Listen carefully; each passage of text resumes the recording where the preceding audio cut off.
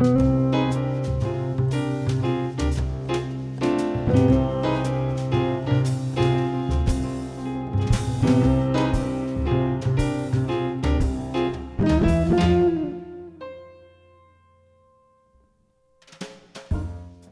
name is Mike Kai, and I am an engineering technician up at NASA Glenn Research Center in Cleveland, Ohio. Anything to do with my hands, to build, to work with mechanical things, that's my passion, and building this was a perfect way to use my passion and create a flying machine. This plane is a Pete and Pole air camper. It was designed in the 1930s by a gentleman in Minnesota named Bernard Pete and Pole, and he built the airplane as a way to get in the air for the common person on a budget using a Model A Ford engine. The design has been sold, the plans have been sold, I should say, over the years, and they're still being built in good numbers because they're economical, they're fun, and they're easy to maintain. Gosh, this plane I built from scratch. It is, you can't buy a kit. This is a plane where you get the plans just like you would a balsa model airplane, and you buy the materials. You buy the spruce, you buy the wood fittings.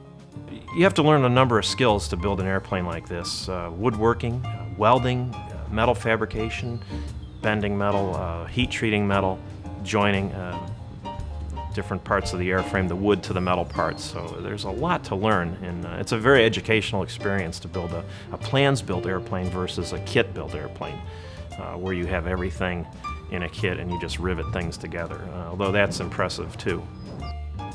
This is the first full-size aircraft I've attempted to build on my own, and since I like woodworking so much as a hobby around the house and growing up taking vocational classes in woodworking, this was a perfect transition with to marry my passion of working with my hands and the love of aviation. Just a way to detach from the advanced high-tech job and go back to the way flying used to be back in the 1920s and 30s. It's a way where you're using a chart, a compass, railroad tracks, a water tower that says Wellington or Berea on it, and you use the Lake Erie shoreline. Just a real attraction to go back to that basic way. No frills, no cell phone, no computer, just a nice way to detach from the world and get out there in the beauty of the air and the clouds.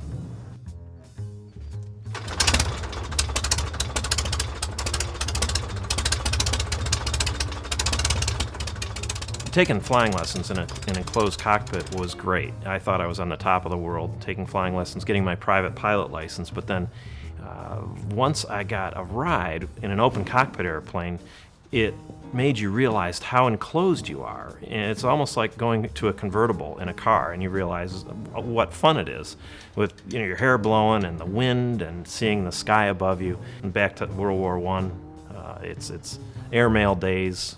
It's a very neat, appealing way to fly.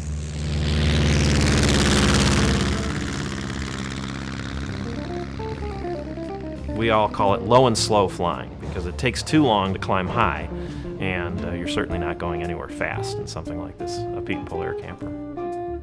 It's always a passion. There's always a new sunset to be seen, a new sunrise to be seen, some cloud formations you haven't ever imagined.